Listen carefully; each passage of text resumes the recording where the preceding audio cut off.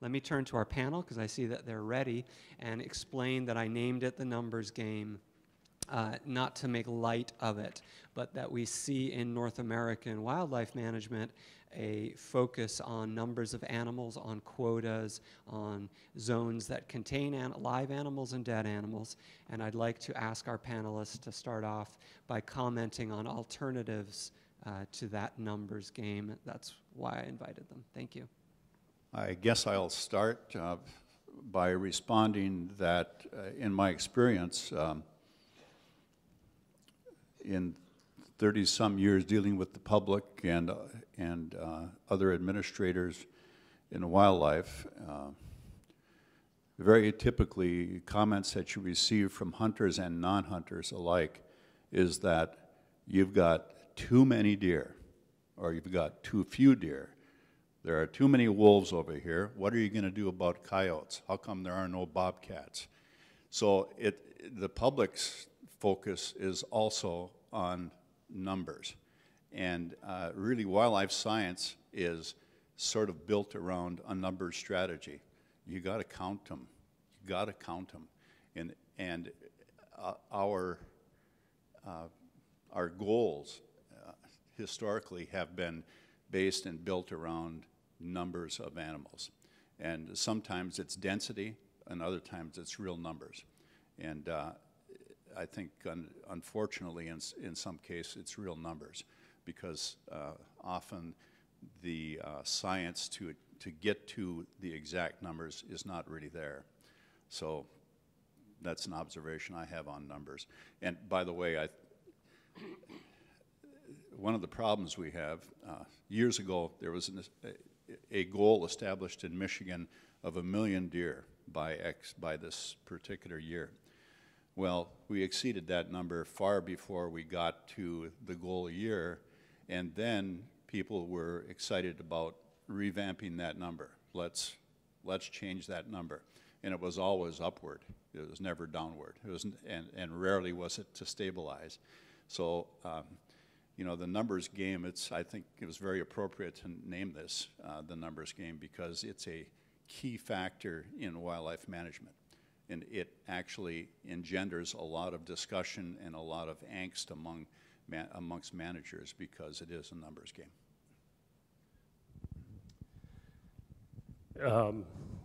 I'll just say, I think in my presentation yesterday, I talked a little bit about the inadequacies, I think, of reducing this to a numbers game. You know, I'm a biologist by background, and I'd never say it's wrong to count wolves. We need to count wolves. We need to have good biological data, but it's an oversimplification that's oftentimes used, I think, because it's something that the public can grab onto. You know, it's a simplification that appeals to a lot of people, but it also hides a lot of detail, especially when you get to a species like wolves, which are highly social. You know, I'm also a fisherman. I can't tell much from one perch to another. But wolves, you know, I think we can appreciate the significance of the social structure in their lives. And in terms of number game as a management item, you know, the North American model is one. It has application in certain things, and it certainly has a successful track record in certain arenas. But it's not the only model out there either. And I think for most species, our starting point in discussion about how we might steward them is a carrying capacity. And if we're going to do some sort of number manipulation to change that or carry that population at a different level than carrying capacity, then we should, I think, have a responsibility to define very clearly why we're doing that, what our goals are, and are those legitimate goals. Most models, I think, in most cultures require that. The North American models, for example, talks about you know, not taking or harvesting for legitimate reason. You can define what that is. Sometimes it's defined as non-frivolous, which I think is a lower standard. And from subsistence harvesting communities, oftentimes there's a definition of need. And I think that's a higher standard. You don't harvest it unless you have a legitimate need for that. And I guess I'll leave it at that at this point. Yeah, I think that we've got quite a strange sort of clinging need to determine numbers. You know, with leopards, for example, in South Africa, when I started out, I asked the farmers, how many leopards do you think you have on your property? And all of them would say between 5 and 10. Now, these farms are on average around 5,000 hectares. We figured out that leopards are using 10,000 hectares per individual, and obviously within that you've got overlap, but ultimately their numbers were often far off, but they believe that number is true, so we stuck with the numbers game in that sense. I think that we really have to stop asking the numbers question. You know, what is ecologically functional for that species needs to pull into this. So for management, we really need to lose this whole, you know, how many is enough, but really look at what ecological, what works, what is the smallest wolf pack still ecologically functioning? Are they still interacting socially in the right way? You know, perhaps those are the questions that we need to look at more. And, you know, I agree with the speaker that mentioned yesterday that populations are the things that are important. Perhaps if we're going to play the numbers game, how many populations are needed to maintain gene flow connectivity in that regard?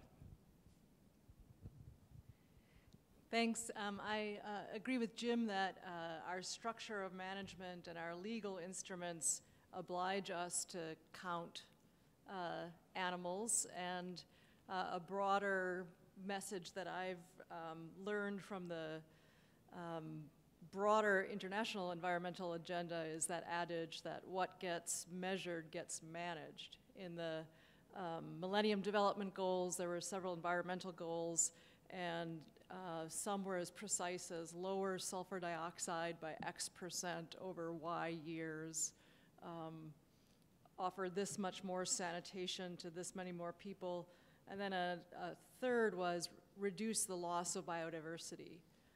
That one was much harder to gain traction and oblige institutions to meet because it was abstract. And it's not because there were simple-minded policymakers. It's partly the dilemma we all face that something like biodiversity and ecosystem function is so difficult to measure. So yes, we need to be counting animals, but I would argue that we also need to be measuring more difficult things. And I've been so inspired by the pilot work by Anderson and some other botanists in Wisconsin showing the cascading benefits of having wolves present in our Northwoods in terms of increased herbaceous cover and diversity of plants. In addition to counting wolves, maybe there should be funding allocated to looking for monitoring what size area is affected by wolves. It's going to be difficult because there'll be a lot of debate about what's to be measured and how to be measured. So much more complicated than counting wolves, which I know is very difficult also.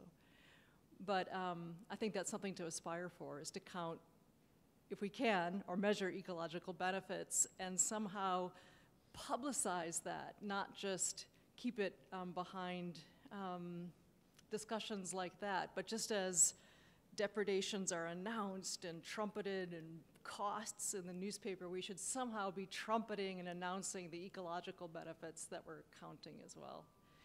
Final point is, maybe all of us would agree that setting quotas or management goals is important, gives us traction, but those goals over the long period can come back to bite us, as in the infamous number 350. So somehow, as we're setting these targets, there has to be a spirit of adaptive management and a publicity that these will be revisited. I'll stop there. I can add one more thing to that discussion. I'll give you an example, real-world example of people's perceptions. I was asked to go by a commercial timber grower out to look at his lands.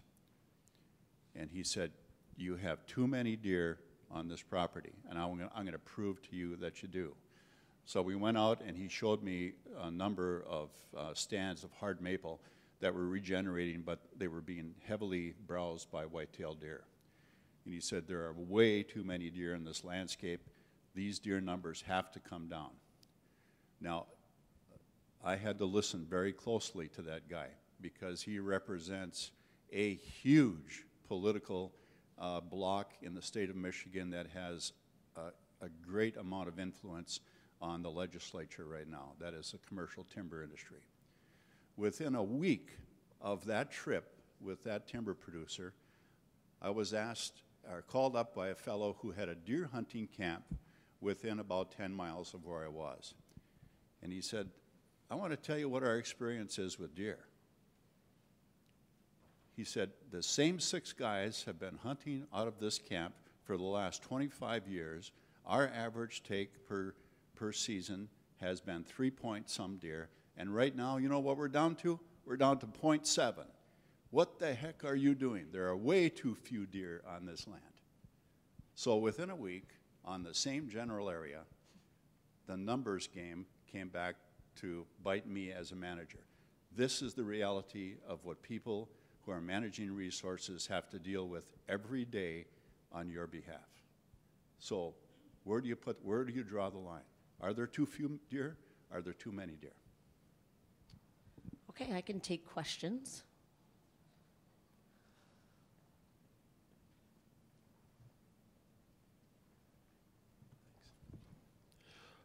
Jim, if you would please, we may have an opening in Wisconsin, and if you want to come be king in Wisconsin, we may have a place for you. I'll vote for you. You said, though, in your presentation that you invest a lot of resources in your hunting hobby.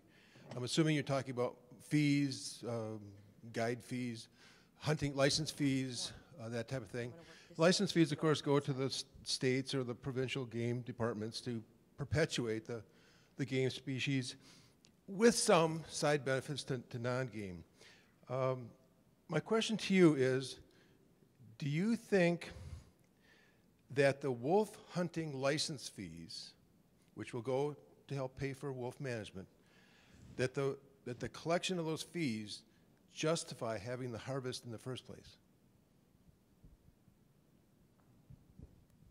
No, I don't think so. I don't think fees justify a decision to harvest anything, deer, elk, wolves, or anything. However, I think the fees collected are absolutely crucial for the management of these species. Again, let me just tell you what I experienced from my seat as a manager. I had to buy radio collars for wolves,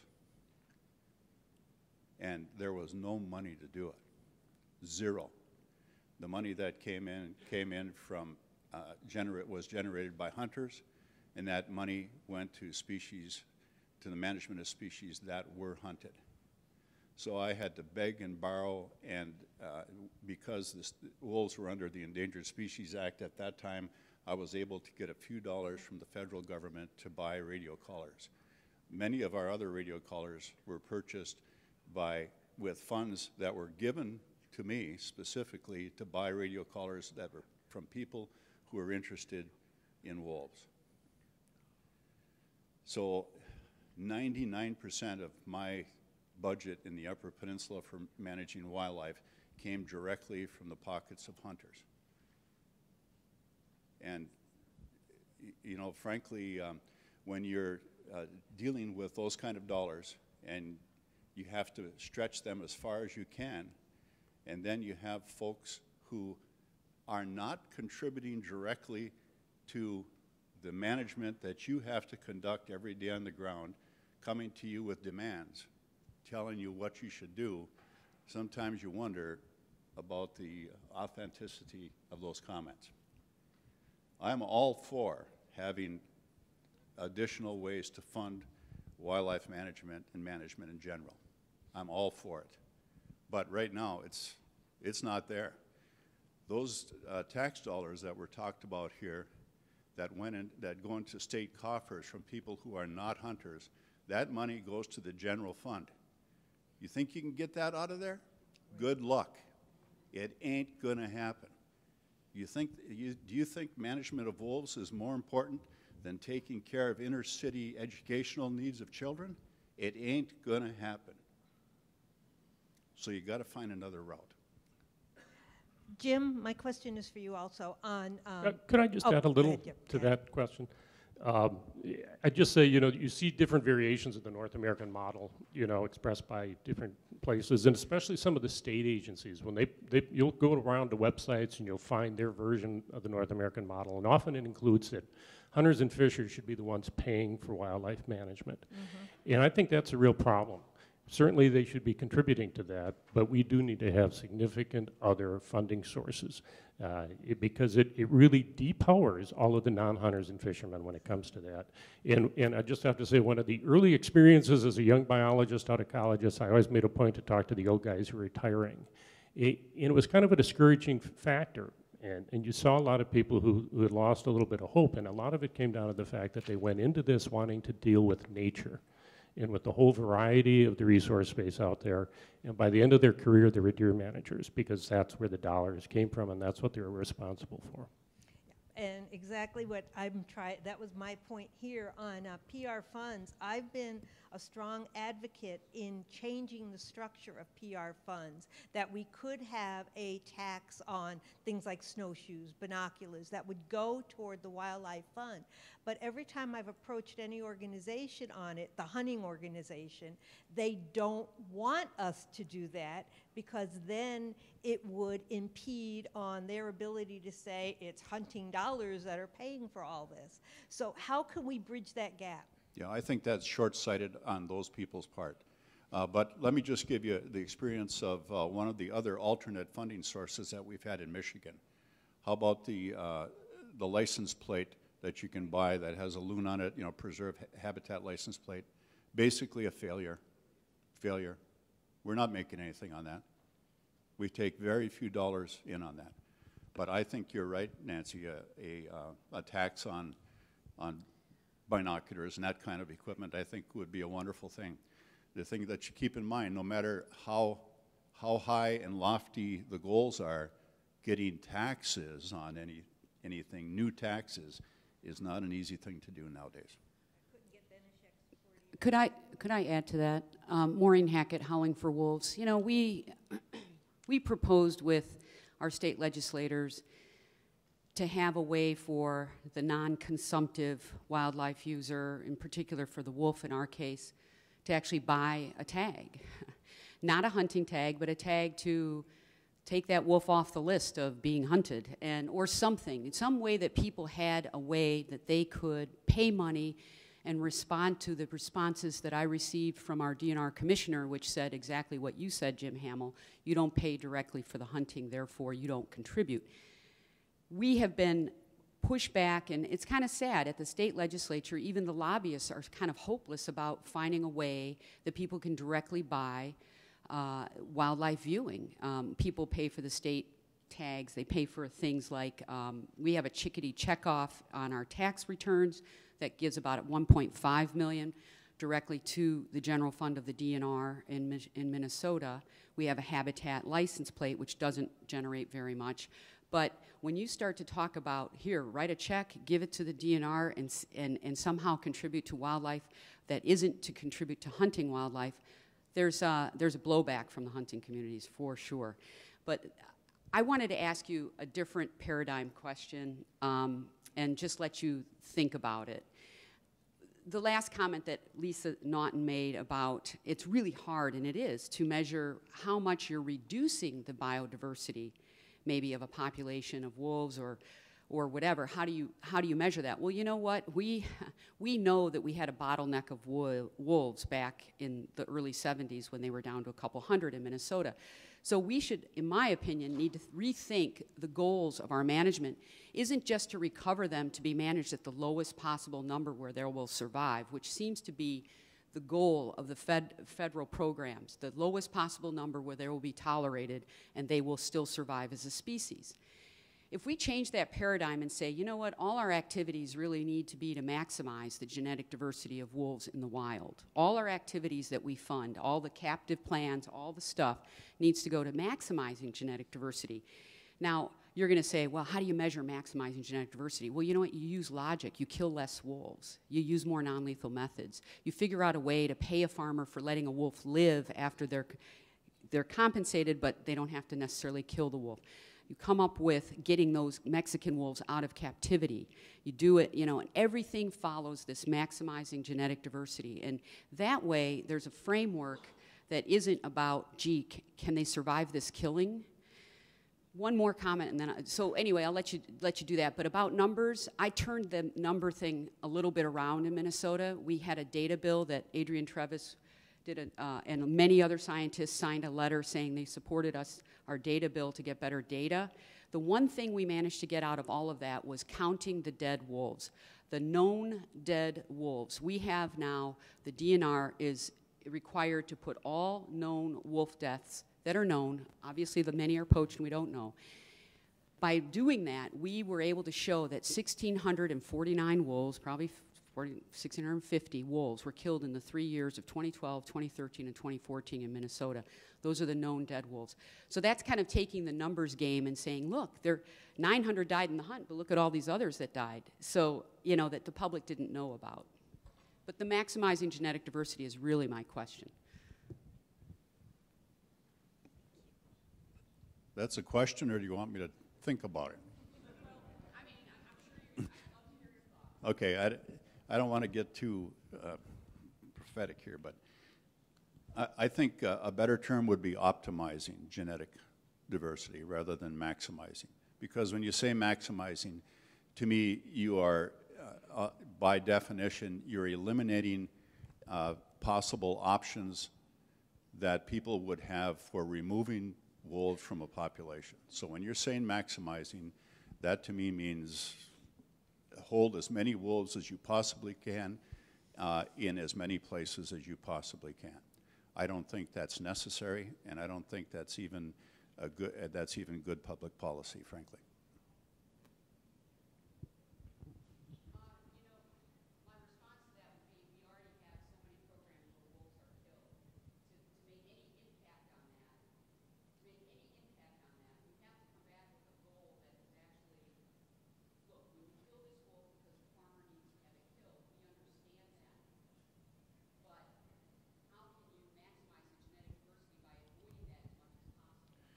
Because I think some of the animals that you claim, and I believe are killed, can be converted and used to satisfy values rather than being killed needlessly, in my opinion. What? Just shifting topic for a moment, but more broadly on who pays for what, I would share a perspective of my colleague Tom Heberlein, who's a passionate hunter but very frustrated with the sort of excesses of maximizing deer populations, who says we shouldn't just be measuring ecological benefits, we should be very explicitly measuring ecological costs. And he would argue that, I guess being provocative, but deer hunters should be compensating society for the costs of having such a heavy deer population on our landscape. So it's not just that the conservationists have to compensate for the costs of wolves. Other interest groups in an equal world would compensate for the costs of optimizing their interest. A thought to bring up. I'd like to speak to that too, and the paradigm shift Maureen started us on a little bit. I think Tom Heberlein's suggestion is consistent with the public trust, that paying for the asset you use and paying to the public interest is very consistent with that. It's 200 years of thinking about the public trust, and those ideas are consistent with it. Our current ideas are not. So let me go back to Jim's story about the commercial timber and the deer hunters who were dissatisfied. You know, they made a leap, an assumption that the numbers of deer around them had changed, but they probably do not have what you would call rigorous scientific evidence about the wolf density or abundance, and they're talking really about the deer behavior. On the one hand, the commercial timber guy is saying the deer are eating all our maples, they're foraging in a different way, or You know, there's something about the deer behavior, and the deer hunters are dissatisfied because they're not seeing and capturing as many deer. The leap of faith that the deer numbers have changed is part of the problem, and the paradigm shift should be about the behavior and the ecology of these animals.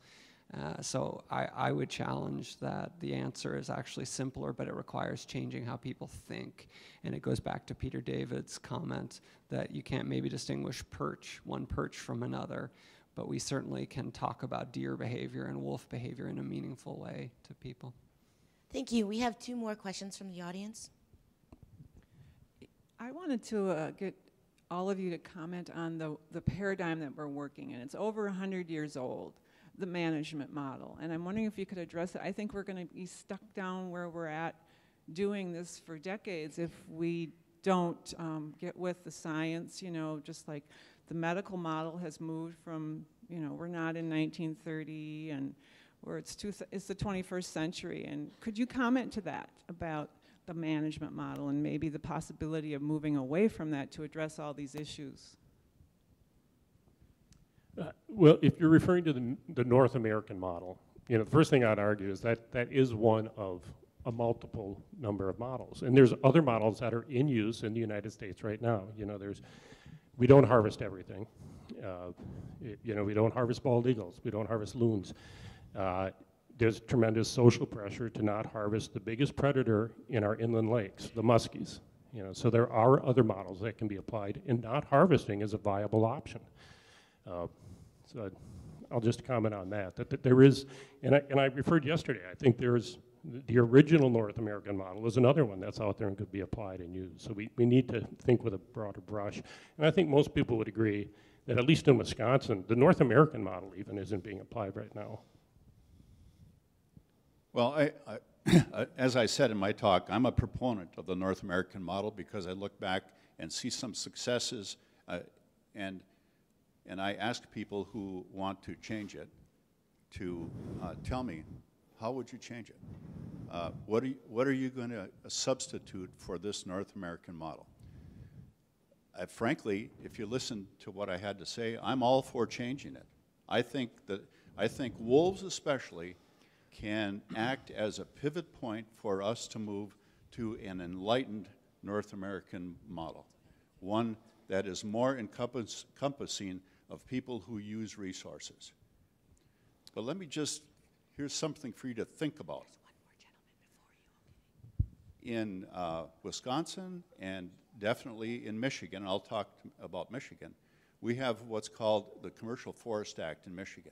In Wisconsin, I think you have a managed forest law. But in Michigan, people who own commercial forest land pay $1.25 an acre for taxes on that land. And they harvest their timber at will with very vestigial plans for the future. We have a timber industry in Michigan that gobbles up hundreds of thousands of cords of pulpwood and saw timber every year from public lands. Now, isn't that also using the equity, and isn't that using the intergenerational equity? Why aren't people asking those questions about the timber industry? Really, I mean, that's as important, frankly, and possibly more important than the wolf issue. Why aren't you asking those questions? I'm not saying the wolf question is not very important. I think it is. But we need to ask these questions about all these critical resources that we have. I have a...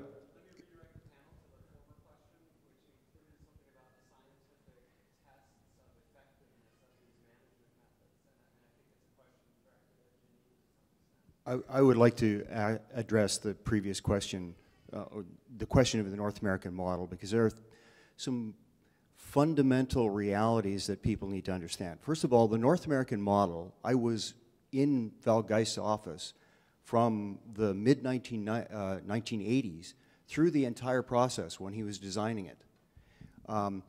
it was not a model set out from the beginning. It was a series of desperation laws, and as a model, it has to be adaptable, because not one situation is going to fit, or not one set of laws or principles is going to adapt for everything. So it has to have plasticity. It has to be adaptable. And so over the process of its development, there were years, literally years, of discussion as to what the words should be to describe the principles of the North American model. And those words have been changed very deliberately by private interests, including Safari Club International, for example, that have turned 4 of the 7 principles upside down because they prefer a privatized model. And Val Geist is not happy about this. Shane Mahoney's not happy about this. John Organ is not happy about it. I'm certainly not. So when we look at the model itself, what we set out to do was to try to figure out what was going to be inviolable in terms of the public trust, and what words could allow some adaptability so that science and health of ecosystems could be at the forefront. So, for example, the notion of killing for cause was the language that we settled on. Opportunity for all, not hunting. We need to define hunting. What I saw yesterday in those videos of dogs being involved, the stuff that I have fought against in terms of putting a semi-domesticated, often drugged animal in a fenced area where it can't get away and calling it hunting, that's not hunting. So, you know, what I'd like to do is to work with a bunch of the legal people to be able to come to understand what words will give us what we need, so that, because in the end, the only thing that we can really manage is ourselves.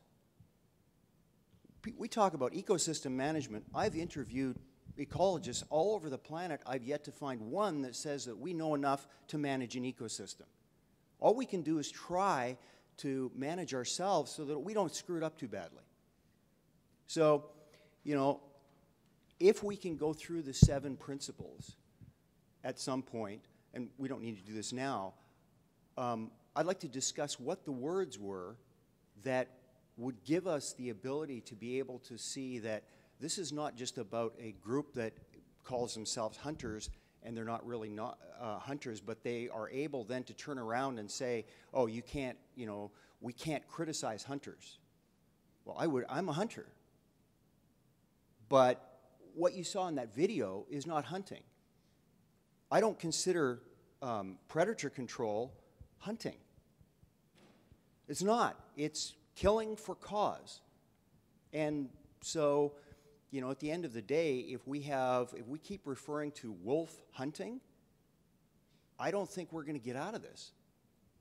Anyway, I've used up too much time. Sorry. Yeah, it needs to be called culling and killing. It's not hunting. I agree with you completely.